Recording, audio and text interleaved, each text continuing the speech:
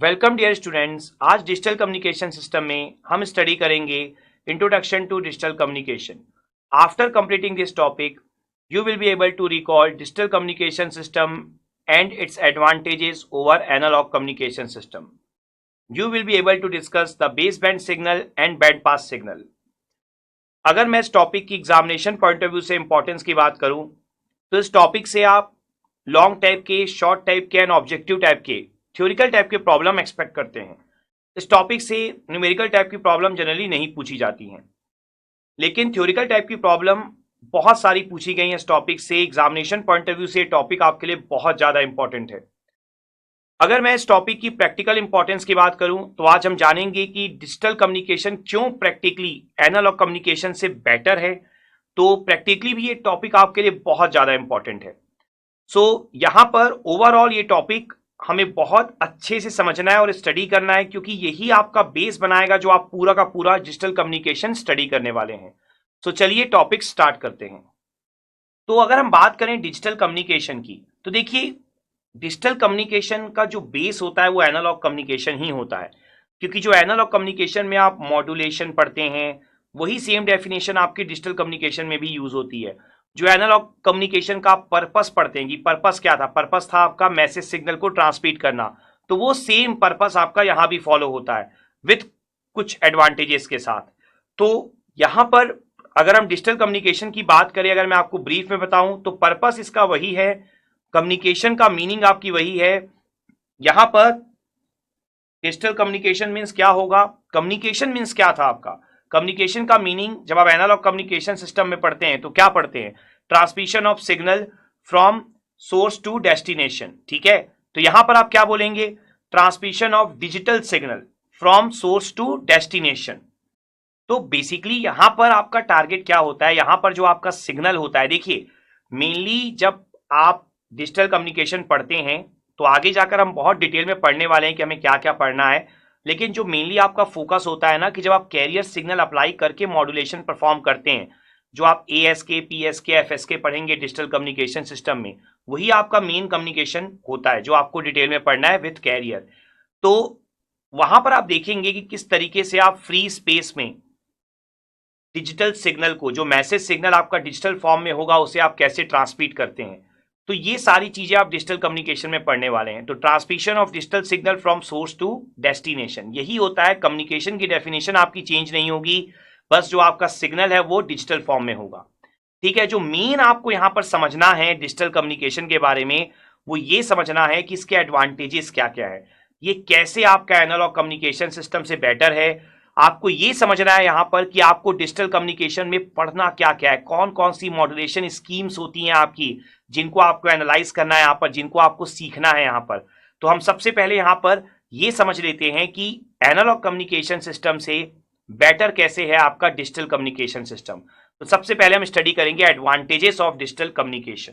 तो यहां पर एडवांटेजेस जो होती हैं डिजिटल कम्युनिकेशन की ओवर एनालॉग कम्युनिकेशन, अगर मैं आपको पहले सिंपल सिंपल पॉइंट्स एक्सप्लेन करूं जो आप खुद से भी सोच सकते हैं, प्रैक्टिकली आप सोच सकते हैं, तो देखिए सबसे इंपॉर्टेंट पॉइंट जो होता है वो होता है अफेक्ट ऑफ नॉइस।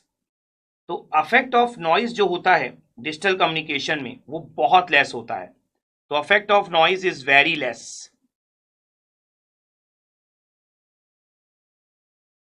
इसके अलावा जो डिस्टॉर्शन होता है सिग्नल्स का, देखिए कोई भी सिग्नल जो होता है कम्युनिकेशन में, या जो कोई भी आप कम्युनिकेशन परफॉर्म करते हैं, वो वायरलेस कम्युनिकेशन बहुत इंपॉर्टेंट होता है, क्योंकि लॉन्ग डिस्टेंस कम्युनिकेशन आप परफॉर्म कर पाते हैं via wireless communication. That's why जब आप वायरलेस कम्युनिकेशन परफॉर्म करते हैं तो इंटरफेरेंस बहुत ज्यादा होता है, बहुत ज्यादा आप डिस्टॉर्शन फेस करते हैं सिग्नल्स में।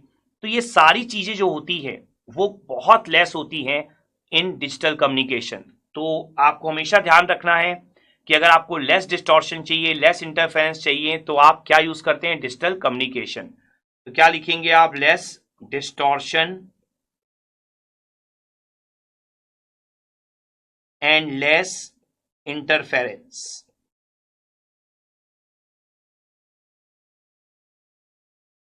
नाउ नेक्स्ट पॉइंट की अगर हम डिस्कशन करें तो देखिए जो आपका डिजिटल कम्युनिकेशन सिस्टम होता है वो आपका बहुत इजी होता है डिजाइन करने के लिए। दैट मीन्स आप बोल सकते हैं सिस्टम इज लेस कॉम्प्लेक्स। तो डिजिटल कम्युनिकेशन सिस्टम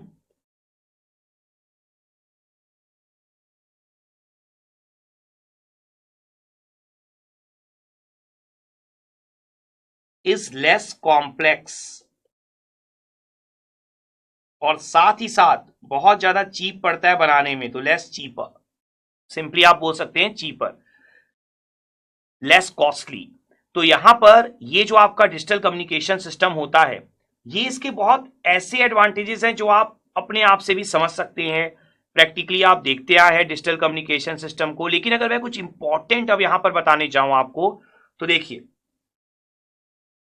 यहां पर सिक्योरिटी भी जो होती है वो बहुत हाई होती है। उसका रीजन मैं आपको समझाऊंगा यहां पर, क्योंकि ये इंपॉर्टेंट है।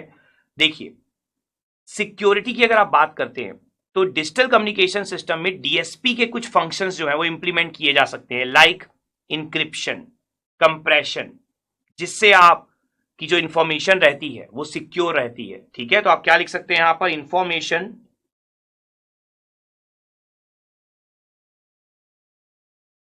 Is more secure as we can use encryption and compression on information। तो ये बहुत इंपॉर्टेंट है आपके लिए समझना कि डिजिटल कम्युनिकेशन का मेन यूज क्या है। इसके अलावा अगर मैं आपको एक और पॉइंट बताऊं, तो मैंने आपको कम्युनिकेशन के स्टार्ट में, जब हमने एनालॉग कम्युनिकेशन स्टडी किया था, तब मैंने आपको समझाया था वहां पर कि जो कम्युनिकेशन का जो मेन एम होता है वो क्या होता है आपका। कम्युनिकेशन का आपका मेन एम होता है लॉन्ग डिस्टेंस कम्युनिकेशन, या इंफॉर्मेशन को लॉन्ग डिस्टेंस तक ट्रांसमिट करना। इसके अलावा मैंने आपको एक बहुत इंपॉर्टेंट चीज बताई थी कि लॉन्ग डिस्टेंस ट्रांसमिशन के साथ साथ एक से ज्यादा सिग्नल को ट्रांसमिट करना, जिसे हम कहते हैं मल्टीप्लेक्सिंग। तो यहां पर होता क्या है, एनालॉग कम्युनिकेशन सिस्टम में आप मल्टीप्लेक्सिंग यूज करते हैं FDM, frequency division multiplexing. Digital communication system में जो आप मल्टीप्लेक्सिंग पढ़ेंगे आगे जाकर, वो पढ़ेंगे टीडीएम, टाइम डिवीजन मल्टीप्लेक्सिंग। जो एफडीएम एनालॉग कम्युनिकेशन सिस्टम के साथ यूज करते हैं, उसके कंपैरिजन में जो आप टीडीएम यूज करते हैं डिजिटल कम्युनिकेशन सिस्टम के साथ, वो ज्यादा इजी होती है यूज करना। तो ये भी एक बहुत बड़ा एडवांटेज है। ठीक है, तो टीडीएम, तो जैसा मैंने आपको बोला कि टीडीएम जो होता है आपका, वो बहुत इजी होता है यूज करने के लिए in digital communication as compare to FDM in analog communication system. अगर मैं आपको नेक्स्ट अब इंपॉर्टेंट एडवांटेज की बात करूं, तो यूज ऑफ स्प्रेड स्पेक्ट्रम, ये एक बहुत इंपॉर्टेंट एडवांटेज है। स्प्रेड स्पेक्ट्रम मैं यहां पर आपको थोड़ा सा एक्सप्लेन कर देता हूं। तो देखिए जो स्प्रेड स्पेक्ट्रम होता है ना, वो बेसिकली मल्टी कैरियर कम्युनिकेशन के लिए होता है। मल्टी कैरियर कम्युनिकेशन आप यूज कर सकते हो in spread spectrum techniques. Multi carrier techniques का फायदा क्या होता है, मल्टी कैरियर कम्युनिकेशन यूज करने का फायदा क्या होता है, इससे आप इंटरफेरेंस को कम कर देते हो। आईएसआई, इंटर सिंबल इंटरफेरेंस को आप बहुत रिड्यूस कर सकते हो। आईएसआई के बारे में आपको आगे भी बहुत ज्यादा डिटेल में बताऊंगा, लेकिन आईएसआई को रिड्यूस करने के लिए स्प्रेड स्पेक्ट्रम टेक्निक बहुत ज्यादा यूज होती है। इसके अलावा सिक्योरिटी पर्पस के लिए भी स्प्रेड स्पेक्ट्रम टेक्निक बहुत ज्यादा यूज होती है, तो वो डिजिटल कम्युनिकेशन में पॉसिबल है। तो यहां पर मैं आपके लिए दो पॉइंट्स लिख देता हूं। एक तो टू रिड्यूस आईएसआई, इसके लिए स्प्रेड स्पेक्ट्रम बहुत इंपॉर्टेंट है। इंटर सिंबल इंटरफेरेंस पर शॉर्ट फॉर्म में आईएसआई ही यूज होता है एग्जाम में। एंड सेकेंड जो पॉइंट है आपका, वो है आपका सिक्योरिटी। ठीक है, तो सिक्योरिटी के लिए भी आपका स्प्रेड स्पेक्ट्रम टेक्निक बहुत ज्यादा यूज की जाती है। तो वो किसमें पॉसिबल है, सिर्फ और सिर्फ डिजिटल कम्युनिकेशन में। तो ये भी एक बहुत बड़ा एडवांटेज है डिजिटल कम्युनिकेशन का, spread spectrum techniques. Now next point, cross talk problem in digital communication is very less as compare to analog communication system. तो क्रॉस टॉक का मतलब क्या होता है आपका, कि एक इंफॉर्मेशन का दूसरे इंफॉर्मेशन के साथ एक तरह से बोल सकते हैं इंटरफेरेंस, ठीक है। तो ऑल्दो हमने पढ़ लिया इंटरफेरेंस का मतलब, लेकिन फिर भी अगर आप इस तरह के इंपॉर्टेंट वर्ड यूज करेंगे तो आपको एग्जाम में अच्छे मार्क्स मिलेंगे, तो इसलिए ये सब पॉइंट्स आपको शो करने हैं। तो cross talk is very rare in digital communication.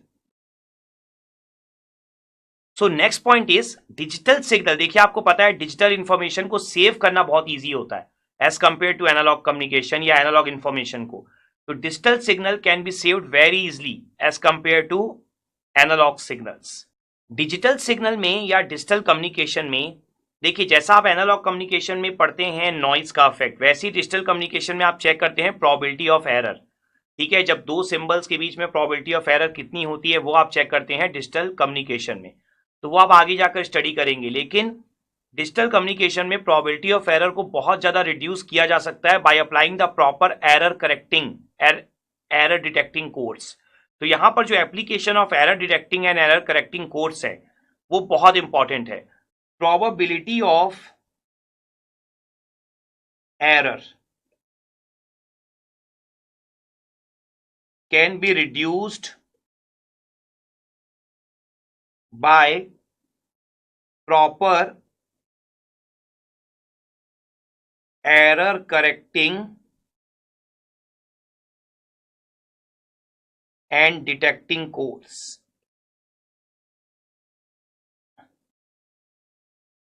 तो ये आपके कुछ बहुत इंपॉर्टेंट एडवांटेजेस है जो आपको माइंड में रखना होगा, जिसमें से आप बोल सकते हैं कि जो इंक्रिप्शन कंप्रेशन लाइक जो मैंने आपको बताया कि डीएसपी का कंसेप्ट आप यूज कर सकते हैं, जैसा मैंने आपको बताया कि यहाँ पर स्प्रेड स्पेक्ट्रम का कंसेप्ट आप यूज कर सकते हैं, जैसा मैंने आपको बताया error correcting and error detecting code का कंसेप्ट आप यूज कर सकते हैं यहाँ पर। तो कुछ बहुत ही इंपॉर्टेंट एप्लीकेशंस है यहाँ पर डिजिटल या एडवांटेजेस है डिजिटल कम्युनिकेशन में जो आपको एनालॉग कम्युनिकेशन में देखने को नहीं मिलते हैं। तो इन कारणों से डिजिटल कम्युनिकेशन है या जो डिजिटल ट्रांसमिशन है वो बहुत ज्यादा यूज किया जाता है। सो आई होप आपको ये जो डिजिटल कम्युनिकेशन का जो एडवांटेज है ओवर एनालॉग कम्युनिकेशन वो अच्छे से क्लियर यहां पर हो गया होगा। एंड आई होप इस कंसेप्ट को समझ लेने के बाद आपने ये first learning outcome that is digital communication system and its advantages over analog communication system achieve कर लिया होगा।